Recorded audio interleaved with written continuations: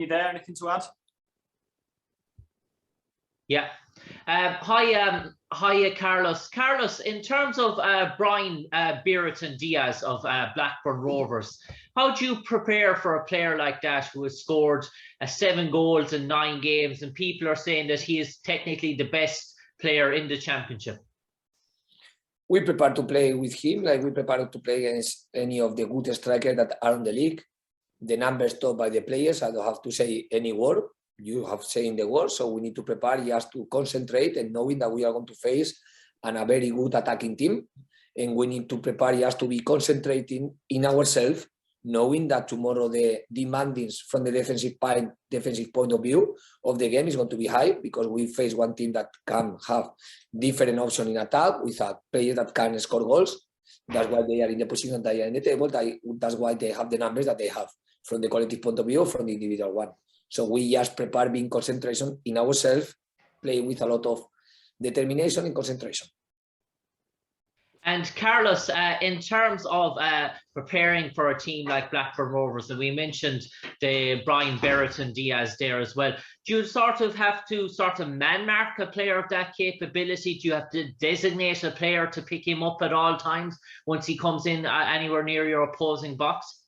I think they are one team that if you are thinking to mark them, you are going to be crazy, because they just move a lot. For example, for me, they play with 2 strikers as a wingers. So it means that they are going to defend the action as a wingers, but they are going to attack as strikers. So you put, for example, fullbacks to mark them. That will be the normal thing of the closer player. At the end, your fullbacks are going to finish as a central backs. If you, for example, mark the number 10, Donald, I think is the player with 1 central back, he is playing as a striker, but in many of the actions he is dropping, is playing as a midfielder. So as soon as you are thinking to mark any other player, or you have Rodwell in the team, that if you are thinking to mark with a midfielder, he's going to attack sometimes as a striker too. So you cannot be marking, you just to be focused and to knowing that their wingers are going to attack as strikers, their striker is going to drop in the middle, the midfielders are going to make movement in behind, and the fullbacks are going to attack sometimes as a winger. This is something important to know, because you need to know as a player which is the player that you are going to face more times. If it's 1 striker, if it's 1 winger, if it's 1 striker that is going to drop, it's going to be 1 striker that is going to be looking for movement in behind. If it's one team that they want to play more short, if they are focused to the long ball and win the second ball, for me this is the more key aspect that we need to manage.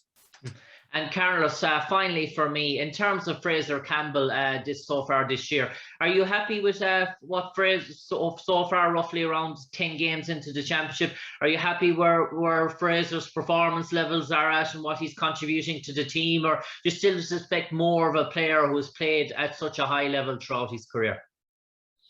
I think Fraizer Campbell is one player that I am very happy to have with us in the team, in the squad, because I think his character is, for me, is brilliant. It's one of the best examples about character of the player.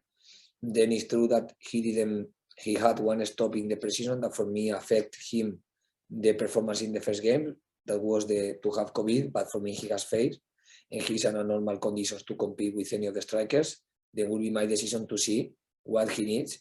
If he's a player to play more games in a row, or he's one player to be more focused to play once per week. So we're going to see how everything goes to make the decision with him. Cheers, Carlos.